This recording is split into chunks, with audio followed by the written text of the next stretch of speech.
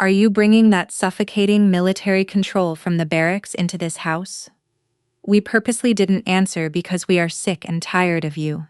That was the vicious insult spat by my dad. He was sipping expensive red wine at a lavish engagement party, where every single drop of luxury was paid for by my military credit card.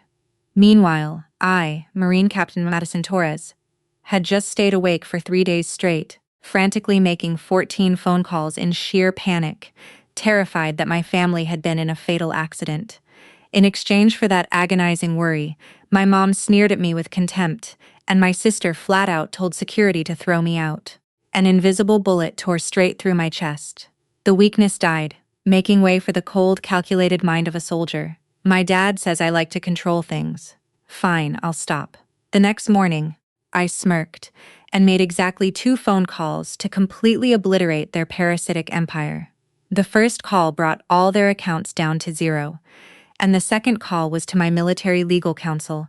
Before I tell you what happened, please take a moment to like and subscribe to the channel, but only if this story resonates with you. And let me know in the comments where you are watching from and what time it is where you are. The flat, continuous hum of the dial tone from my legal counsel pulled me backward, not to a battlefield, not to a combat zone, to a cramped, fluorescent-lit military desk where the whole nightmare started just days before. I was sitting in my combat uniform, the rough fabric scratching against my neck, staring at a luxury lease guarantor renewal document laid out in front of me. The crisp white paper mocked the grime caked under my fingernails from morning drills. I pushed my heavy Kevlar helmet to the side to make room and picked up the black pen. The ink felt heavier than my service weapon. For years, I had been carrying the staggering financial weight of the sprawling California villa my family occupied, maintaining their entire aristocratic facade on a Marine captain's salary and carefully managed investments. The monthly mortgage alone ate nearly half my paycheck.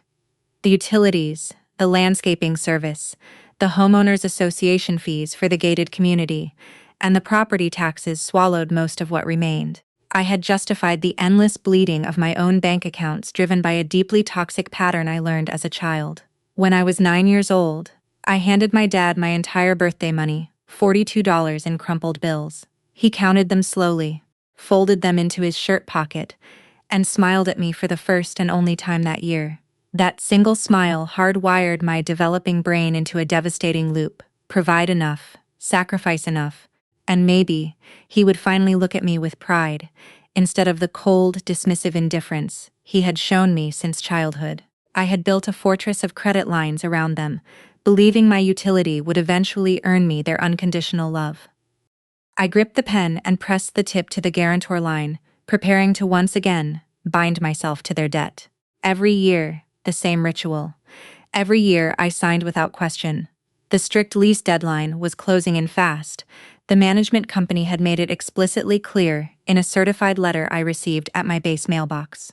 They needed my dad's signature as the primary occupant within 5 business days, or the eviction process would begin. The penalty clauses alone ran into 5 figures.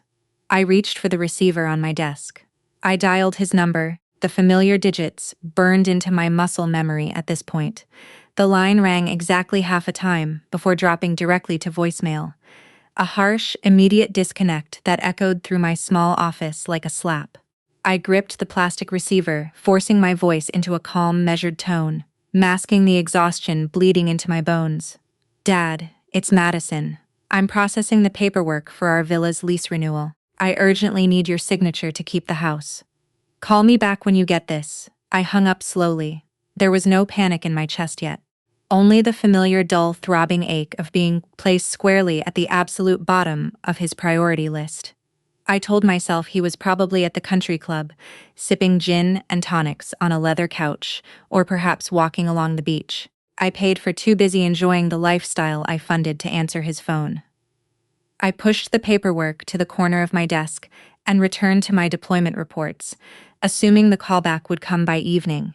It did not come by evening. It did not come at all. The sun set over the base, painting the sky a bruised purple, and rose again the next morning. My phone remained completely silent. No missed calls, no text messages, not even a read receipt. I sat back down at my desk, the VA loan document now sitting like a ticking time bomb in the corner. I dialed my mom's number. It rang 3 times before the automated voice coldly informed me she was unavailable. I immediately dialed my sister Jessica. This was a girl whose smartphone was practically surgically attached to her palm, obsessively documenting every lavish meal and shopping spree I bankrolled. She posted on social media 6 times a day without fail. Her phone was never off, never dead, never out of reach. Straight to voicemail. I tapped my pen aggressively against the metal edge of my desk, the sharp clicking sound filling the silent room. The silence was no longer just rude. It was highly irregular and deeply unsettling. I pulled up the lease agreement on my computer. Monitor reviewing the draconian terms of the luxury property management company. If that signature was not submitted and processed before the deadline, they would initiate an immediate eviction protocol accompanied by thousands of dollars in breach of contract penalties. I was the sole guarantor. Every dollar of financial ruin would fall entirely on my shoulders, destroying the pristine military credit I had spent over a decade carefully building. I stared at their smiling faces on my phone screen, a family photo from a Christmas dinner where I had paid for the entire spread, and a sickening knot of anxiety began forming in the pit of my stomach as the clock ticked mercilessly down. The deadline tightened into a suffocating chokehold by the afternoon. The knot in my stomach twisted into a sharp, physical pain. I snatched the phone off the receiver and dialed the house landline, letting it ring until the machine finally picked up. I left a third, far more tense and desperate voicemail, stripping away the casual tone completely.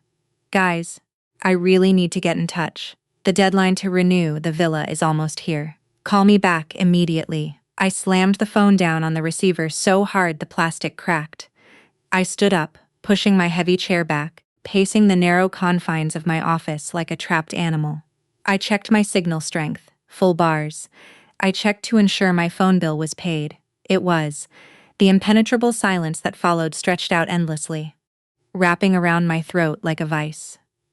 It was a deafening quiet that actively rejected every attempt I made to reach them. The logical administrative concern about the lease rapidly began to rot, transforming into a dark primal fear.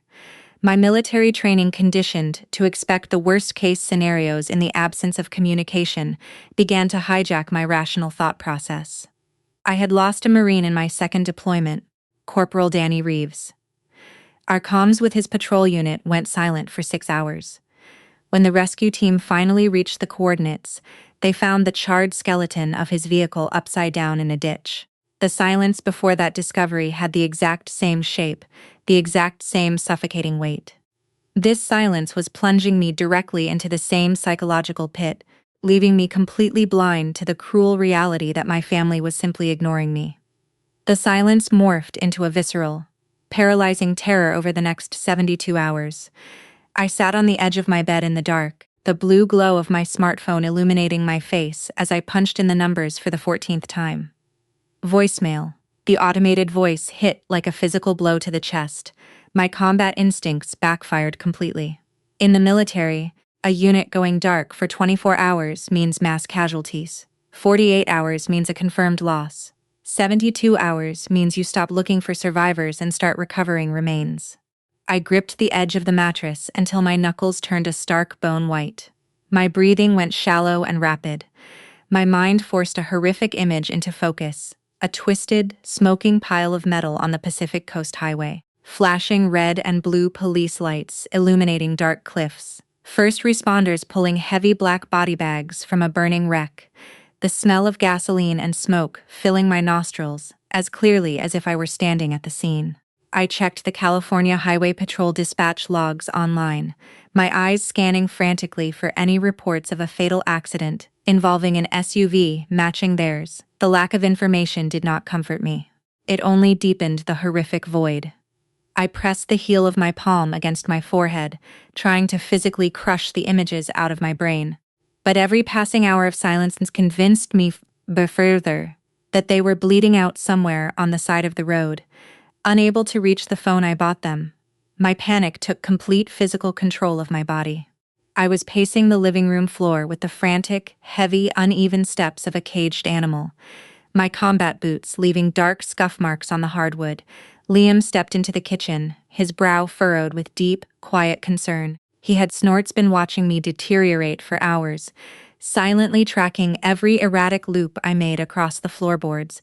He brewed a pot of chamomile, pouring the steaming liquid into a ceramic mug, and stepped directly into my path, blocking my next lap. He gently held out the hot tea, trying to anchor me to something warm and real. I reached for the handle. My hand spasmed violently. My fingers refused to close around the ceramic. I dropped the cup.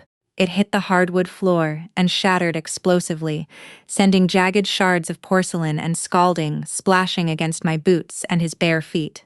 I froze, staring at the broken mess on the floor, the sharp crashing sound mimicking the car wreck, replaying on a loop inside my skull. I dropped to my knees, my hands hovering uselessly over the broken pieces, completely paralyzed by the crushing weight of my own manufactured grief. I was a highly decorated Marine officer, trained to handle live fire and lead combat patrols under enemy engagement, and I was entirely unraveling in my own living room, because my family would not pick up the phone. I looked up at Liam from the floor, my eyes completely bloodshot, heavily bagged, and stripped raw from 3 nights without sleep. The tough, unyielding exterior of the captain was completely gone, replaced by a terrified, broken daughter, kneeling in a puddle of tea and shattered porcelain. I grabbed his forearms with a grip so tight, my fingernails dug crescents into his skin. My voice was hoarse-cracked and barely above a frantic whisper as I delivered my desperate assessment. Something is wrong, Liam. 3 days, 14 calls. None of the 3 picked up. This is impossible unless they've been in an accident. I have to request emergency leave. We have to fly to California immediately. I was not asking for his opinion. I was not opening a discussion. I was stating a horrific tactical reality and issuing a directive. I pulled myself up from the floor, my breathing ragged and uneven. I was convinced that the very next phone call I received would be from a California coroner asking me to fly down and officially identify their bodies in a cold, sterile morgue. I told Liam the lease did not matter anymore. The money did not matter. Nothing mattered except getting to the coast and finding out what hospital they had been airlifted to. The sheer conviction in my voice left absolutely no room for debate. I had fully accepted their deaths as a tactical certainty, and I was mobilizing to handle the devastating aftermath. Liam knew exactly how they used me. He had silently watched them drain my bank accounts and mock my discipline for years.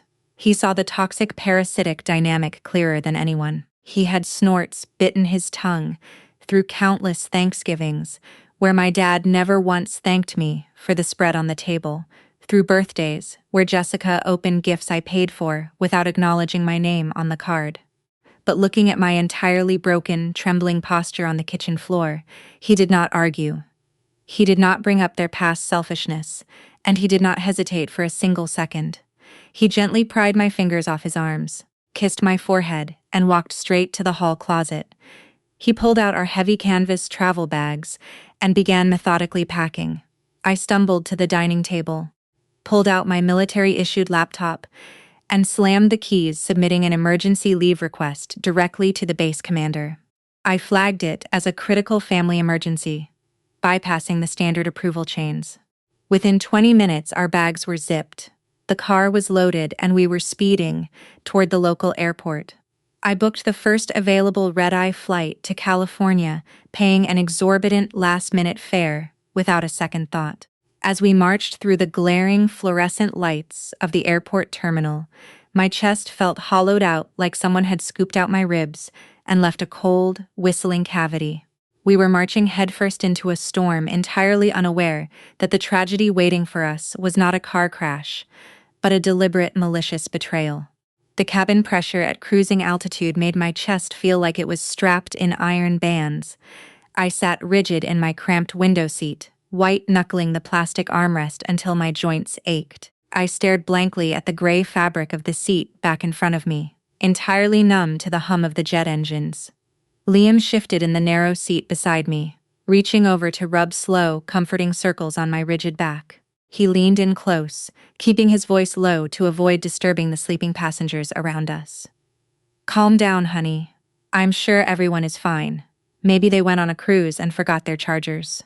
His words were spoken with genuine love, a desperate attempt to throw a lifeline to my drowning mind. He was trying to construct a safe narrative where they were simply irresponsible rather than dead. But in my current state of hypervigilance, his optimism felt deeply offensive. I could not accept a scenario where they were safely enjoying a luxury vacation on my dime, while I was tearing myself apart in absolute terror 30,000 feet in the air. I shook my head aggressively, physically rejecting his comfort.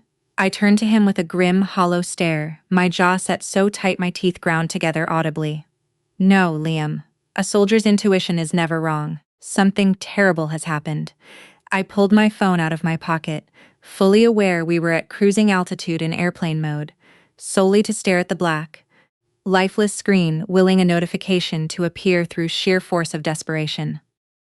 I was systematically shutting down every warm emotion, preparing my psyche for the absolute worst-case scenario. In my mind, I was already coordinating with the military chaplain, rehearsing the phone call I would need to make to the base commander about extended bereavement leave.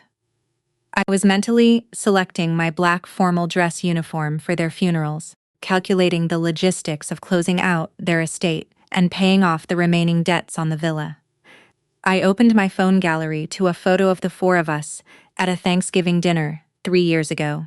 My mom's arm was draped loosely over my shoulder, the closest thing to physical affection I had ever captured on camera. I stared at it for 5 long, agonizing seconds. Then I force-closed the app, swiping it off the screen with my thumb. I refused to entertain hope. Hope was a vulnerability that would completely shatter me the moment a police officer handed me a clear plastic bag containing their recovered personal effects. I spent the remainder of the flight staring into the dark clouds outside the small plastic window, trapped in a self-imposed purgatory between grief and denial. The heavy passenger jet touched down violently on the California tarmac, jolting me forward in my seat, hard enough to bruise my chest against the seatbelt. As we exited the terminal, the weather was brutally, mockingly perfect. A cloudless, brilliant California blue sky, with a crisp ocean breeze blowing through the tall palm trees lining the airport exit ramp. The radiant golden sunshine physically nauseated me. It felt entirely inappropriate for the tragedy I was preparing to face.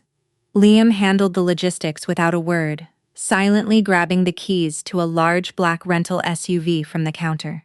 I climbed into the passenger seat, pressing my hot forehead against the cool tinted glass of the window as we sped down the winding Pacific Coast Highway toward their estate. I kept my eyes peeled for any signs of a recent accident along the route. Skid marks scorched into the asphalt, broken metal guardrails twisted outward toward the cliffs, highway patrol cruisers parked on the shoulder, with their lights still spinning. There was nothing. The drive was terrifyingly, impossibly smooth, and every clean mile of asphalt only accelerated the erratic pounding in my chest as we drew closer to the truth. We pulled into the heavily guarded luxury-gated community that my credit score actively maintained. I rolled down the tinted window aggressively, scanning the pristine perimeter for bright yellow police tape. I expected to see the flashing lights of ambulances, or at the very least, a somber quiet surrounding a fresh tragedy. There was absolutely nothing out of place. The manicured emerald green lawn sat in absolute deafening silence. The massive Spanish-style villas looked completely undisturbed, their terracotta roofs gleaming in the afternoon sun. My heart hammered violently against my ribs, threatening to crack them, as Liam parked the SUV in the driveway. I unbuckled my seatbelt with shaking hands and stepped out onto the smooth, expensively paved driveway. The complete absence of emergency personnel did not comfort me.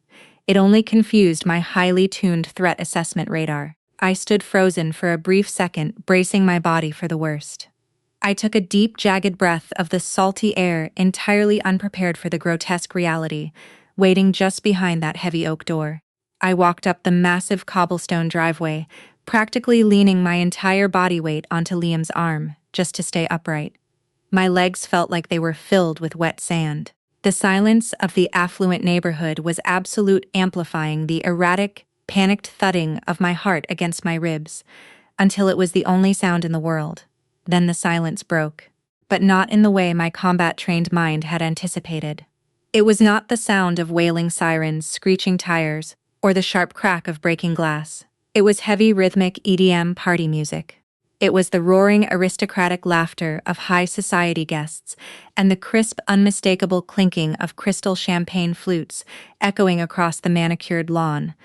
I looked up, my bloodshot eyes straining against the glaring afternoon sun. Strings of elegant, sparkling fairy lights were draped across the sprawling patio. A patio I paid the mortgage on every single month, mocking my 3-day panic with their cheerful golden glow. Valet attendants in crisp uniforms were parking luxury sedans along the curb. I stopped dead in my tracks, my combat boots suddenly filled with cement. A dizzying wave of cognitive dissonance washed over my exhausted brain, primed for tragedy, conditioned for death notifications and body counts.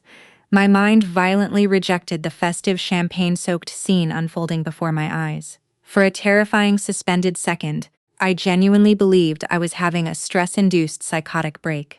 The sheer absurdity of a lavish, catered celebration happening at the exact epicenter of my imagined tragedy paralyzed my vocal cords, leaving me gasping for air on my own driveway. I let out a sharp, ragged gasp that tore at my dry throat. A split second of pure, unadulterated grace washed over my trembling body. They were alive. There were no black body bags on the lawn. There was no blood on the pavement. There were no first responders crouching over covered stretchers. The crushing, suffocating weight of the grief I had been carrying for 72 hours evaporated in an instant, replaced by a desperate, weeping relief that made my knees buckle and my vision blur. I pulled away from Liam, my legs suddenly finding a surge of adrenaline-fueled strength, and marched straight to the massive, custom-built oak front door. I did not bother searching for the illuminated doorbell. I pounded heavily against the solid wood with the flat of my palm, my hands shaking uncontrollably with the violent release of tension. Inside, the heavy bass of the music dipped slightly as someone noticed the frantic knocking. I heard the muffled sound of expensive leather shoes approaching the entryway. I prepared myself to fall directly into my dad's arms, ready to weep into his shoulder and tell him how utterly terrified I had been. I mentally discarded every ounce of my rigid military discipline, fully prepared to be a vulnerable, terrified daughter who had just gotten her family back from the absolute brink of death. I heard the heavy brass deadbolt click loudly, and the heavy door slowly swung inward on its perfectly oiled hinges. The grand foyer was bathed in warm golden chandelier light. My dad stood there impeccably dressed in a tailored custom-fit luxury suit, casually swirling a glass of expensive dark red wine. The jovial, flushed party smile plastered across his face died the exact moment his eyes locked onto my exhausted, pale face and my wrinkled, sweat-stained travel clothes. His facial muscles twitched violently, cycling through confusion and landing squarely on irritation. The paternal warmth and shock I was desperately craving never materialized. Instead, his features twisted into a scowl of pure, irritated disgust. He looked me up and down slowly, his eyes lingering with visible disdain on my scuffed combat boots and the dark, heavy bags under my bloodshot eyes. He did not drop his wine glass in shock.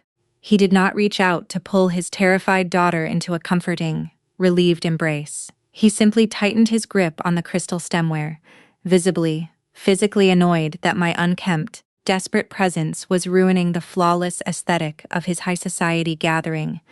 The sheer naked contempt radiating from his rigid posture hit me harder than a physical blow to the chest.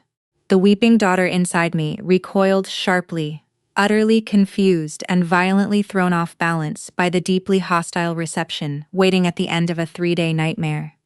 I looked past his broad shoulder, peering directly into the lavishly decorated living room. My sister, Jessica, was dripping in a glittering, heavily beaded designer gown, clinging possessively to her fiancé Kevin, amid a sea of wealthy, well-dressed guests. An enormous ice sculpture of intertwined initials sat melting on a banquet table covered in white linen. Waiters in crisp white shirts circulated with silver trays of gourmet appetizers, every single bite funded by my military paycheck. My dad stepped aggressively out onto the porch, quickly pulling the heavy oak door, half closed behind him, to block the view of his guests from the embarrassing side of his disheveled daughter. He leaned in close, invading my personal space, his voice dropping to a harsh, venomous hiss that was entirely void of any relief or concern for my well-being. "What the hell are you doing here, Madison? We are throwing an engagement party for Jessica. Did you show up looking like a mess just to embarrass us?" The illusion of family shattered instantly into a million jagged pieces. He was not worried about my well-being. He was not relieved to see me alive and standing. He was entirely worried about his image. The absolute absurdity of his accusation that I had flown across the country in a blind panic just to ruin a party I did not even know existed short-circuited my brain. The relief I felt just seconds ago violently curdled into a sickening, heavy dread as the true parasitic nature of their silence began to dawn on me with horrifying clarity. The events crashed directly into the explosive confrontation I described at the beginning of this story. I gripped the stone doorframe with trembling fingers, desperately, trying to steady my spinning equilibrium, as my dad openly accused me of bringing my suffocating military control into his house. The snorts injustice of his words physically choked me. I stepped forward aggressively, invading his personal space, refusing to be pushed back into the shadows for one more second. My voice was ragged thick with unshed tears and 3 days of accumulated terror as I choked out my frantic defense. "Mom, I was terrified for your lives. The signature for the house." I pointed a shaking finger toward the driveway, trying to convey the sheer magnitude of the panic that drove Liam and me to abandon our posts and fly across the entire country in the middle of the night. I was desperately searching his eyes for a flicker of understanding, a single shred of guilt for putting me through 3 days of living hell. There was nothing behind those eyes.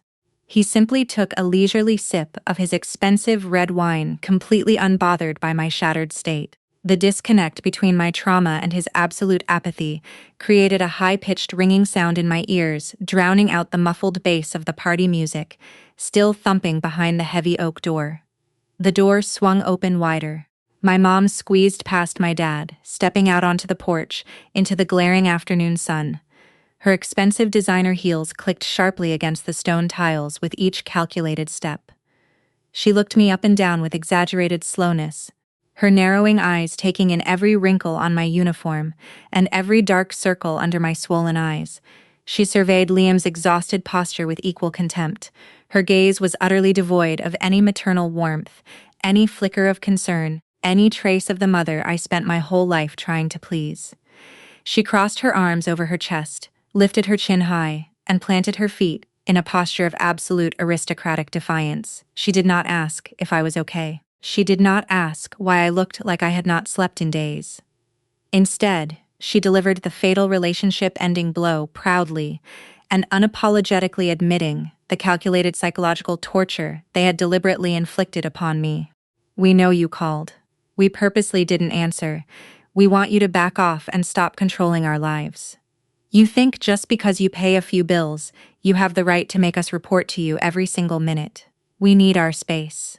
And we chose silence. So, you take a hint and back off." She spat the words out with immense venom, twisting my desperate, panicked attempts to save their housing contract into a malicious narrative of military oppression. She weaponized my generosity, turning my financial life support system into evidence of my psychological abuse against them. The bullet hit its mark, tearing straight through my chest. I stared blankly at her perfectly manicured hands, the gold rings glittering in the bright California sunlight. Rings I paid for. I locked my jaw so hard my molars threatened to crack, aggressively pushing the rising tide of tears back down my throat. My military training, suppressed for years by my desperate need for their love, violently overrode my nervous system and seized control. I was no longer looking at my mother. I was staring at a hostile entity who had watched my 14 panicked calls light up her phone screen, fully knowing I was losing my mind in terror, and had willfully chosen to drink champagne and laugh with her high society friends instead of picking up the receiver.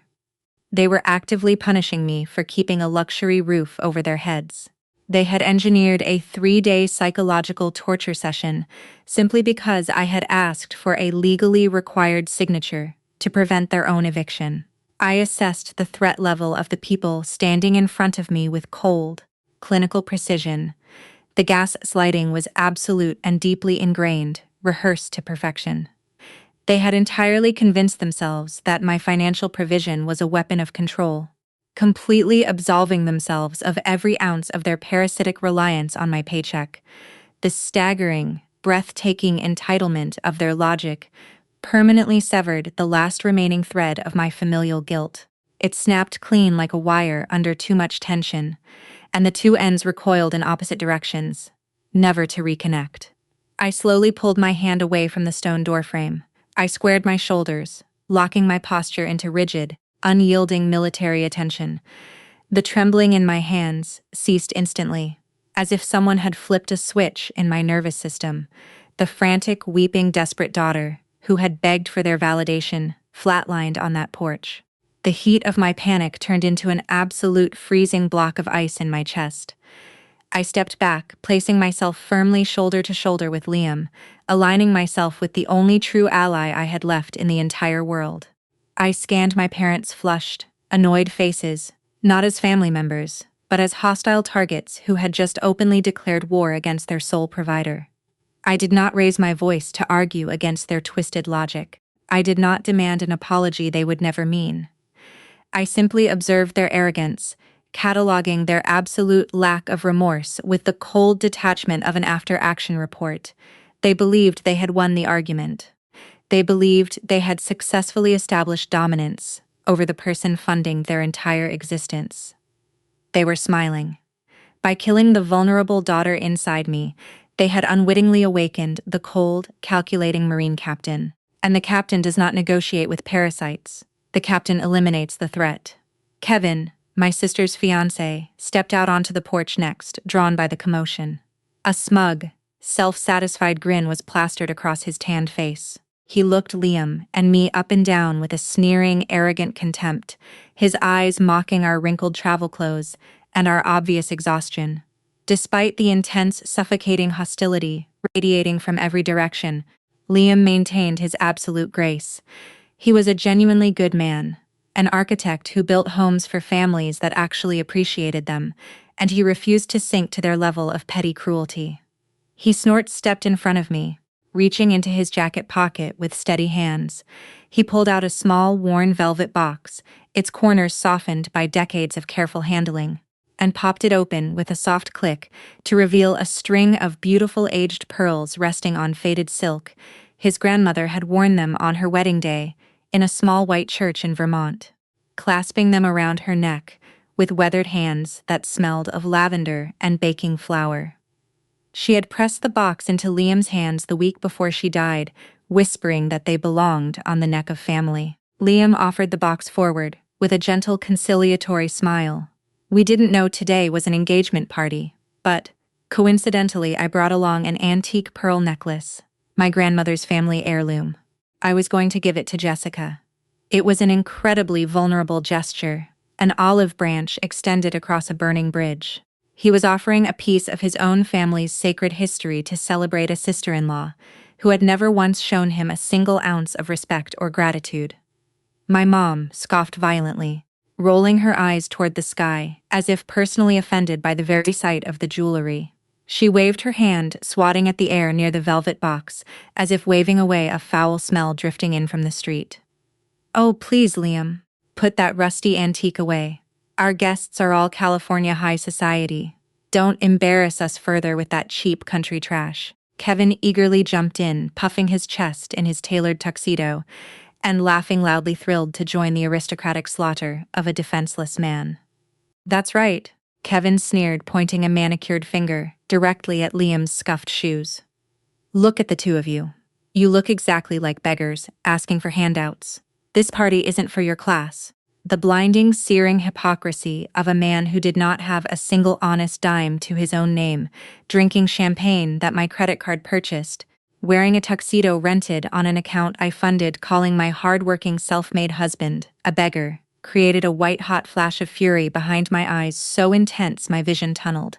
They were actively mocking the only pure, untainted, genuine offering on that entire porch surrounded by a sea of hollow luxury built entirely on stolen labor. Liam physically recoiled as if he had been slapped hard across the face. The kind, hopeful smile completely died on his lips, collapsing inward like a structure, losing its foundation. He snapped the velvet box shut with a sharp, echoing click that sounded like a coffin lid closing, and quietly slid it back into his jacket pocket. His eyes lowered to the stone floor in profound, undeserved sadness. He did not say a single word to defend himself. He simply absorbed their cruelty the way he always did, with quiet dignity and a broken heart. Seeing my husband's golden, generous heart trampled into the dirt by people surviving entirely on my charity was the spark that detonated the powder keg in my chest. I stepped directly in front of him, physically shielding his body from their toxic gaze with my own. I locked my eyes onto Kevin's smug face, then shifted my burning glare to my mother. They could insult my clothes. They could mock my panic. They could ignore my calls and let me believe they were dead in a ditch. I would have absorbed all of it. But humiliating the man who held me together while I was falling apart, the man who packed our bags without question, who held my freezing hand on that dark flight, who never once asked me to stop giving them money, even though it meant we lived in a modest home while they lived in a palace that was a fatal, irreversible tactical error. They had crossed the one boundary I would absolutely never, under any circumstances, allow them to retreat from. The bridge was not just burned. I was actively preparing the explosives to level the entire foundation underneath it. Jessica strode out onto the porch, in her glittering designer gown, aggressively grabbing Kevin's arm to claim her territory, instead of apologizing for her fiancé's abhorrent behavior, or offering even a single word of thanks for Liam's generous gesture. She delivered the final nail in the coffin. She pointed a manicured, jewel-encrusted finger directly at my chest, her face twisting into a vicious, practiced snarl. "Stop playing the tragic victim, Madison. Your provision is really just a way to satisfy your ego, a female officer, a savior who likes to manipulate others. I don't need it. And this family doesn't need your cheap, controlling brand of love." She echoed her mother's gaslighting, flawlessly weaponizing the very money that bought the designer dress clinging to her body, and the diamond earrings swinging from her lobes. Without missing a single beat, Kevin immediately pulled a two-way radio from his belt, barking a sharp command to the private security team I was paying for by the hour. "Escort these two out the door immediately. They are harassing our guests." The line was irrevocably crossed. They had officially classified me as an enemy combatant on my own territory, using my own hired guards as the enforcement arm. The battle lines were drawn with permanent ink, and they had absolutely no idea they were fighting a war completely, hopelessly, and irreversibly unarmed. If you have ever watched someone you love unconditionally trample on the heart of your spouse while spending your hard-earned money, you know exactly how this feels. Hit the like button right now, and let me know in the comments if you would have walked away, or burn the house down on the spot. Kevin's arrogant order for the security team hung heavily in the warm California air. I did not cry. I did not argue. I did not raise my voice in a desperate attempt to defend my bruised pride. The hysterical, panicked daughter who had sprinted through airports and shattered teacups was completely dead, replaced entirely by the cold, calculating Marine captain standing at full attention. I locked eyes with each parasite standing on that porch, delivering a silent, freezing judgment that lasted exactly long enough to make them squirm.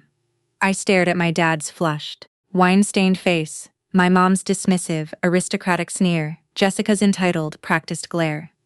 I did not blink. I stepped backward slowly, deliberately, letting the heavy, suffocating silence stretch and stretch until they began to shift uncomfortably on their expensive shoes, physically flinching under my dead-eyed stare. They mistook my total silence for submission, for defeat, for the broken retreat of a daughter who had finally been put in her place. They were completely, fatally unaware that they had just signed their own financial death warrants. They thought they had successfully pushed away an annoying, controlling relative. They entirely failed to realize they had just evicted their sole financial host from the premises. My stare stripped away every layer of their aristocratic costumes, seeing them exactly for what they were, underneath fragile, dependent, hollow liabilities that I was about to aggressively and permanently neutralize. I reached out and grabbed Liam's hand, gripping his warm fingers tightly enough to bruise. We turned our backs to the porch in perfect unison, moving as a single unit. I marched down the long, winding cobblestone driveway with the precise, rhythmic cadence of a Marine on a combat patrol, my heavy boots crushing the decorative gravel with every deliberate, measured step. The private security guards moved to approach, but one look at my rigid, hyper-focused posture and the terrifying emptiness behind my eyes made them step aside without a word, completely unwilling to engage a force they instinctively recognized as far more dangerous than a mere domestic dispute. I did not look back at the glittering, multi-million-dollar empire I had built with my own blood, sweat, and credit. I left them to their expensive champagne and their hollow high society friends and their borrowed luxury. We climbed back into the rental SUV, and Liam put the car in drive. The heavy bass of the EDM music slowly faded into the distance as we navigated out of the luxury-gated community. The interior of the car was a vacuum completely devoid of conversation. The agonizing grief I had felt on the drive over had been entirely incinerated, replaced by a terrifying hyper-focused adrenaline that pulsed through my veins like liquid nitrogen.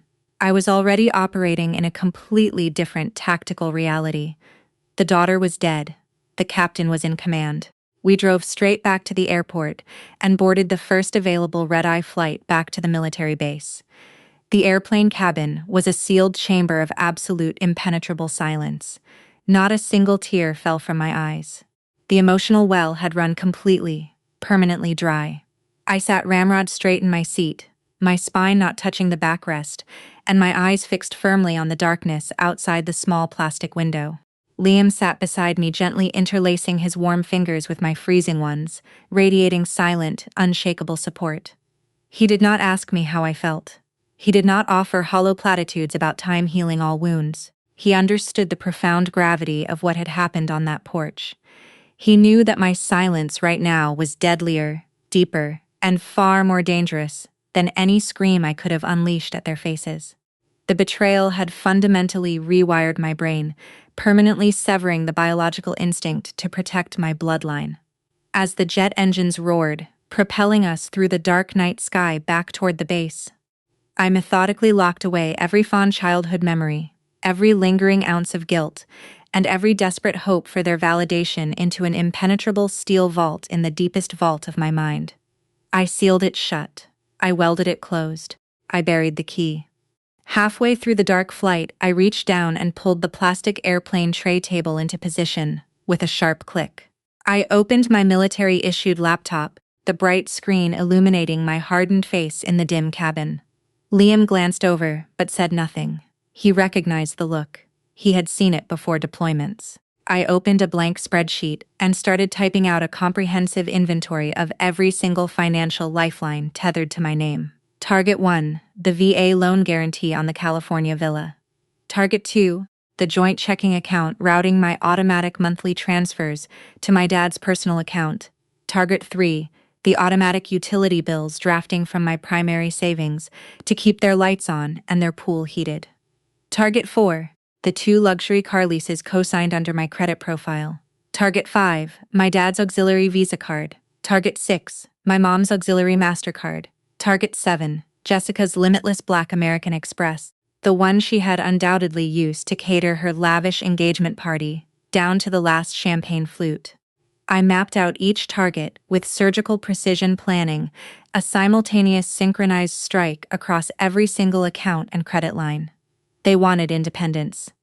They were sick and tired of my suffocating military control. I was going to give them exactly what they demanded. Total, absolute, irreversible financial isolation.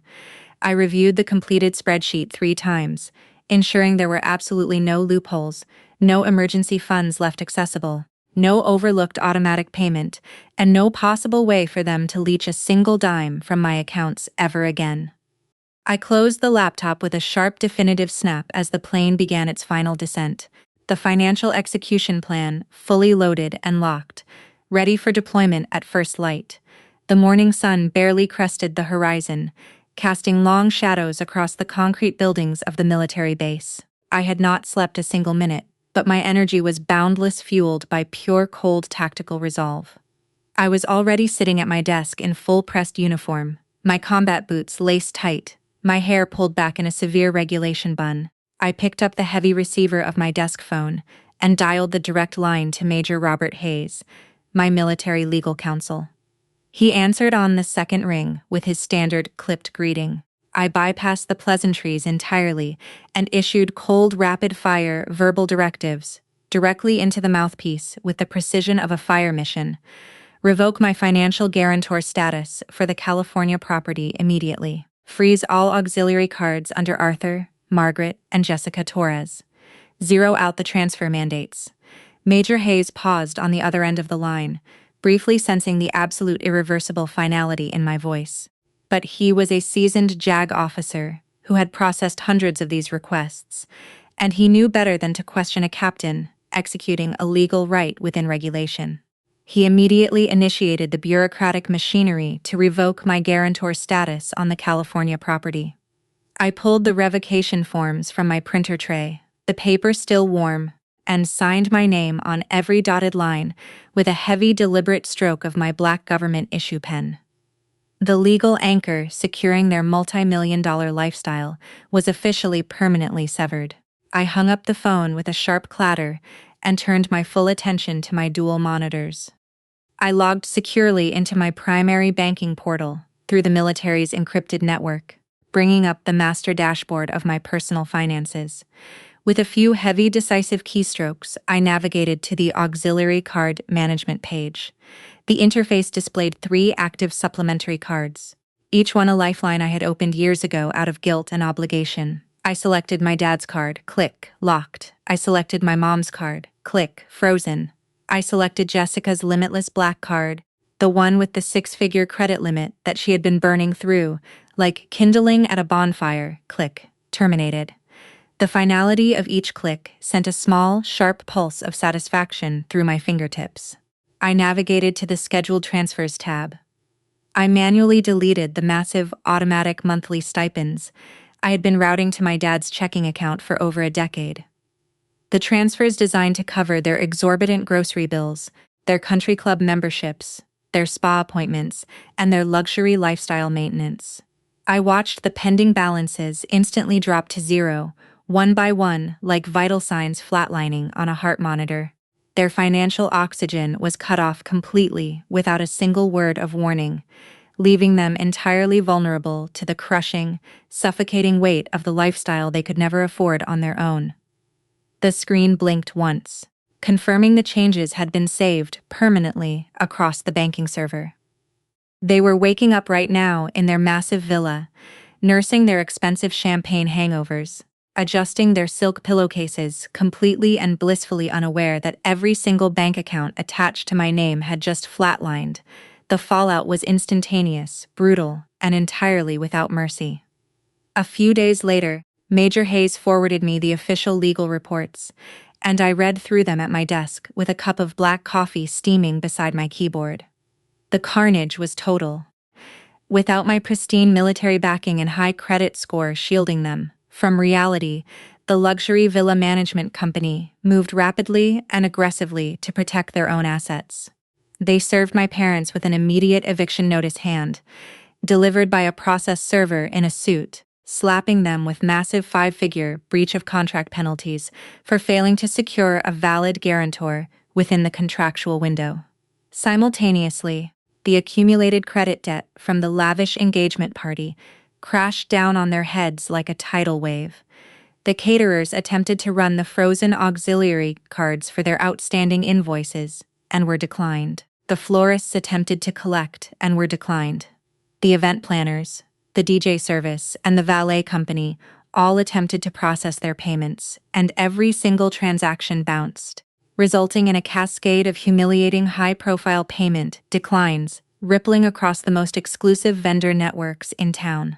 My dad's attempt to use his personal card at his exclusive country club was loudly and publicly rejected at the front register, in full view of the other members he had been impressing for years with money that was never his. The protective, glittering bubble I had spent over a decade painstakingly blowing and maintaining around them popped violently, exposing them instantly to the harsh, unforgiving, ice-cold reality of the massive debt they had accumulated without my paycheck to cover the spread.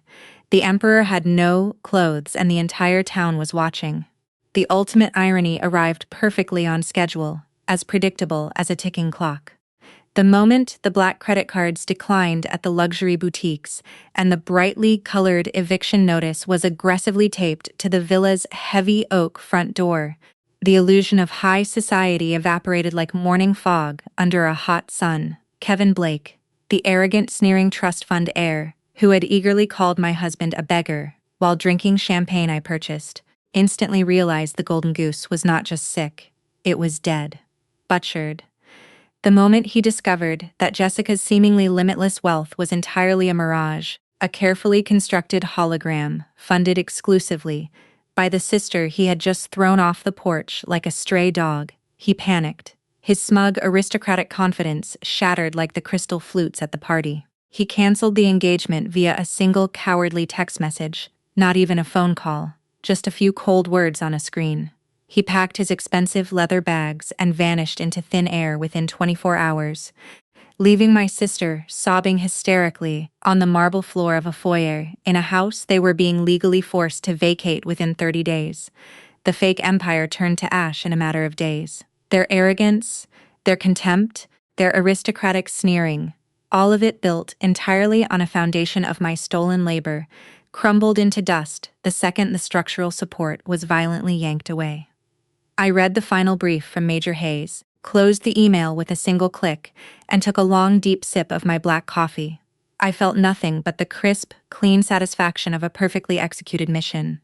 Several weeks passed in blissful, uninterrupted silence. No phone calls, no voicemails, no desperate texts. The quiet was not empty. It was full, warm, and deeply earned.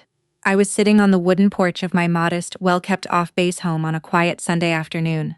Liam reading a paperback beside me with his feet up on the railing when the peace was violently shattered.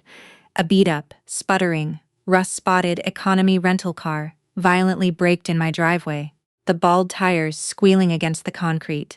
The California elites were entirely gone. The doors flew open, and my dad, my mom, and Jessica stumbled out onto my front lawn like refugees from their own arrogance.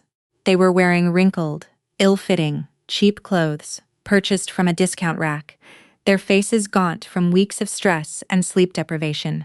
The aristocratic armor they had worn like a second skin at the party had completely melted away, replaced by a desperate, groveling panic that twisted their features into something barely recognizable. They rushed toward the porch steps, openly weeping loudly, performing their roles as the ultimate victims of a cruel and unfair universe. They were frantically begging me to reinstate the credit cards, sobbing about the eviction proceedings, the public humiliation at the country club, and Kevin's cowardly disappearance. They tried to manufacture a tragic narrative where the entire world had unfairly conspired against them, desperately hoping the vulnerable, generous, guilt-ridden daughter would come sprinting out the front door to save them from drowning in the catastrophic mess they had gleefully created with their own entitled hands. Liam stepped out through the screen door, the hinges creaking softly, and stood solidly and protectively by my side. His presence was calm, steady, and immovable, a wall of quiet strength beside me. I did not rush down the steps. I did not offer them a tissue or a glass of water. I did not feel the familiar tug of guilt that had controlled my behavior for over a decade. I simply crossed my arms over my chest and looked down at their fake, manipulative tears with absolute, impenetrable indifference. I stepped forward to the very edge of the porch, planting my boots on the top step, and used my loud, authoritative command voice, the voice I used to direct troops under heavy fire, the voice that carries across a battlefield and tolerates no dissent. I systematically stripped away every single one of their fabricated excuses, exposing their profound ingratitude one final time.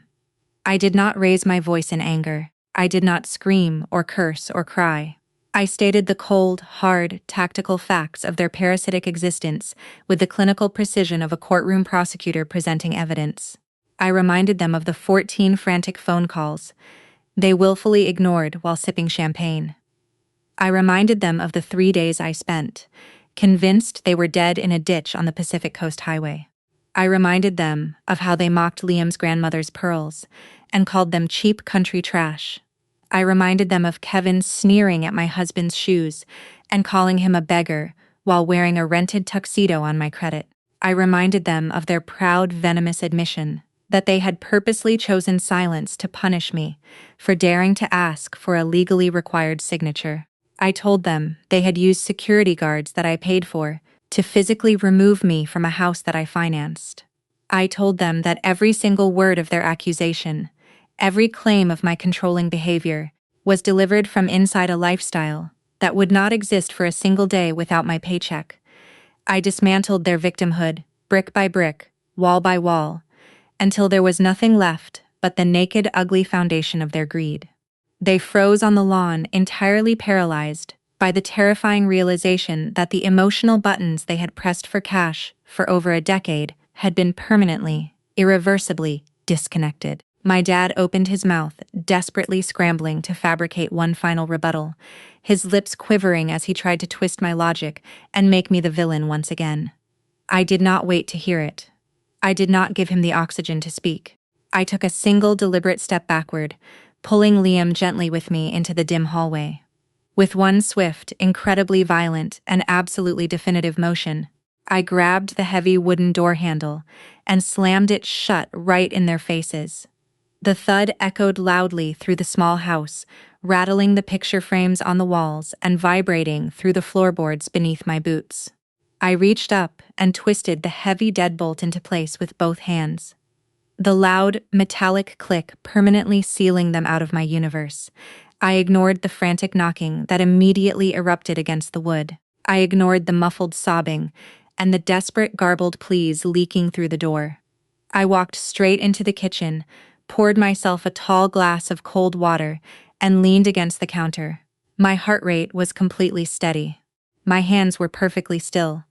The surgical removal of the tumor was complete. That same afternoon, ignoring the frantic voicemails piling up on my now permanently blocked number, I drove back to the military base. I sat across from Major Hayes in his quiet, air-conditioned office for the last time. He slid a thick stack of legal documents across the polished desk, and I picked up my pen. I signed the final paperwork with a steady hand, the crisp pages rustling sharply in the silent room. I legally reassigned every single cent of my life insurance, my retirement savings, my investment portfolio, and my military death benefits permanently away from my biological family. I transferred the entirety of my estate, everything I had earned and built and bled for, across 15 years of service to the Marine Corps Orphan and Wounded Warrior Foundation. My legacy, my blood and my sweat would serve those who genuinely understand sacrifice, loyalty, and true brotherhood, the kind forged in fire and sealed in blood, not the hollow kind that shares your last name and steals your last dollar. I shook the major's hand firmly, stood up, and walked out of his office. In the hallway outside the administrative building, a young female recruit stood at attention. Her boots freshly polished to a mirror shine, her jaw set with the same determined fire I once carried as a raw, unbroken private. I paused for half a second studying her face. She would never have to buy anyone's love. The Corps would teach her that. I gave her a single firm nod of recognition, and she snapped a sharp salute in return. I walked out into the fading golden sunlight and drove home through the quiet base roads. I found Liam sitting on our porch, a cold drink sweating on the railing beside him, watching the sunset melt across the sky. I lowered myself into the chair beside him, leaned my head against his shoulder, and let out a long, slow exhale that seemed to carry every ounce of poison I had been holding in my lungs for 35 years. The air tasted clean, the silence was warm, the peace was absolute, unshakable, and permanent. Family is not always blood. Sometimes blood is just a biological accident. If you agree that respect is earned and abuse should never be funded, Please drop a like and subscribe to the channel. Share your own stories of breaking toxic chains in the comments below. I read every single one.